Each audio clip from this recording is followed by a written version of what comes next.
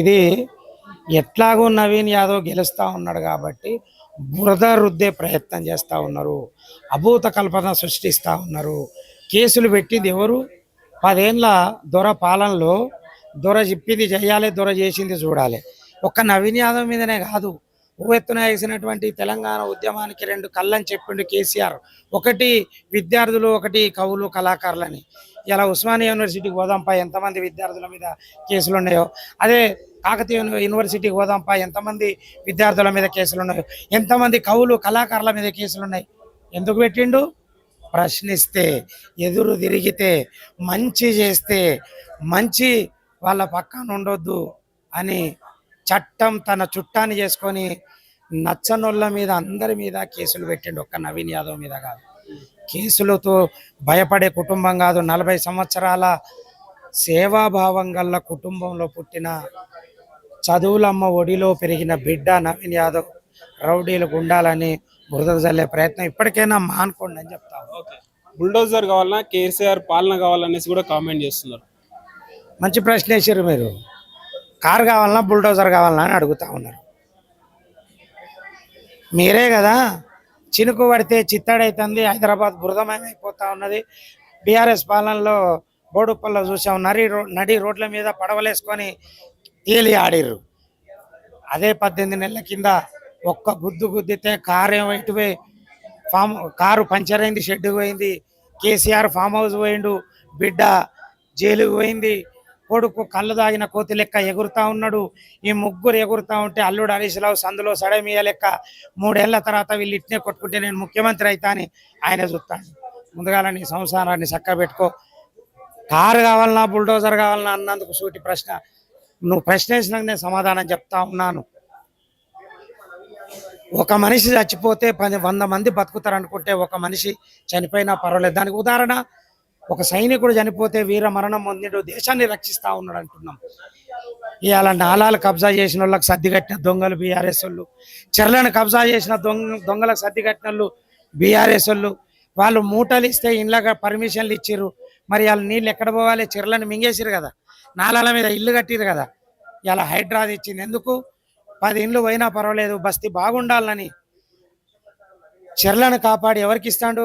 ప్రభుత్వం తీసుకుంటలేదు, రేవంత్ రెడ్డి ఇంటికి తీసుకుపోతారు. ఏ చెర్లను కబ్జా చేసిరో అవి కూలగొట్టి ఆ చెర్లల్లో బతుకమ్మ కుంటలు లాంటి బతుకమ్మ కుంటలను వెలికి తీసి అదే బతుకమ్మలు మొన్న వేసినాం.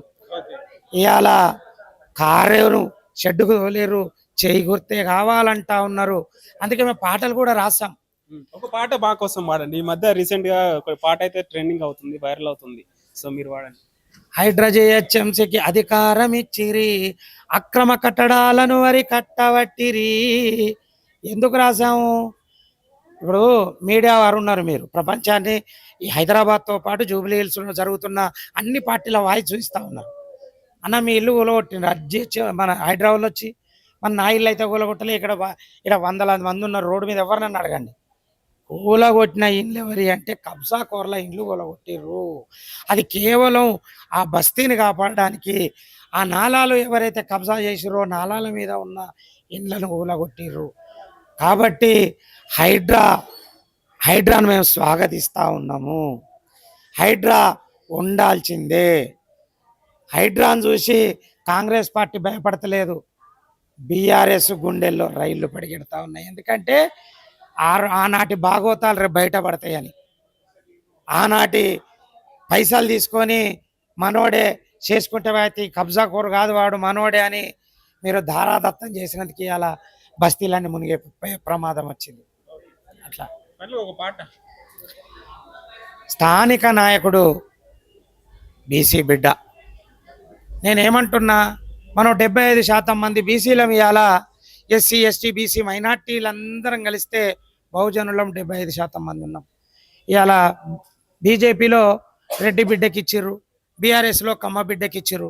అందుకే నేనేమంటున్నంటే 75% ఉన్న బీసీలు రన్నా ఏ పార్టీలు ఉన్నారన్నా, మీరు బీఆర్ఎస్లోనే ఉండండి పర్వాలేదు, బీజేపీలోనే ఉండండి పర్వాలేదు. అందులో బీసీ లేకపోతే బీసీ ఎవరికి టికెట్ ఇచ్చిందో వాళ్ళకు ఓటేయండి. 75% ఉన్న బీసీలు రన్నా ఏ పార్టీలు ఉన్నారన్నా, ఏ పార్టీలు ఉన్నా కానీ బీసీలంతారన్నా మీరొక్కటయ్యిరన్నా. నవీను యాదవ్ అన్న బీసీ బిడ్డరన్నా ఓటెయ్యగదలరన్నా. బీసీల దమ్ము చూపి దుమ్ము దులుపరన్నా దునియాకు చాటరన్నా. అందుకే బీఆర్ఎస్ పార్టీలు ఉన్న పర్వాలేదు రన్నా, నువ్వు బీసీ అయితే రన్నా. బాగా అర్థం చేసుకోవాలి. బీజేపీ బీఆర్ఎస్లు ఉన్న బీసీలు, బీఆర్ఎస్ పార్టీలు ఉన్న పర్వాలేదు రన్నా, నువ్వు బీసీ అయితే రన్నా. కమ్మల వెలుమలొద్దు మనకు బీసీలేమొద్దు, నవీను యాదవ్ బీసీ రన్నా. ఆ పార్టీలో ఉండండి. బీసీకి టికెట్ ఇచ్చింది ప్రజాప్రభుత్వం, 42% వాటా బీసీలకు ఇచ్చింది. ఈ వాటా కాంగ్రెస్ పార్టీకి దక్కుతుందని కేంద్రంలో ఉన్న నరేంద్ర మోడీ బీసీల గొంతు నొక్కే ప్రయత్నం చేస్తూ ఉన్నాడు. ఎవరు అడ్డం వచ్చినా నవీన్ యాదవ్ గెలుపును ఆపలేరు. ఎందుకంటే స్థానికుడు, ఈ మట్టిలో పుట్టినటువంటి మాణిక్యం. మరి అలా బీఆర్ఎస్ వాళ్ళు బీజేపీ క్యాండిడేట్లు పరాయోళ్ళు. మేము ఎక్కడ పోయినా ఏ బస్తీకి పోయినా జూబ్లీహిల్స్లో అంటా ఉన్నారు, పరాయుణ్ణి తరిమేద్దాం, స్థానిక నాయకుడిని పట్టం కడదాం.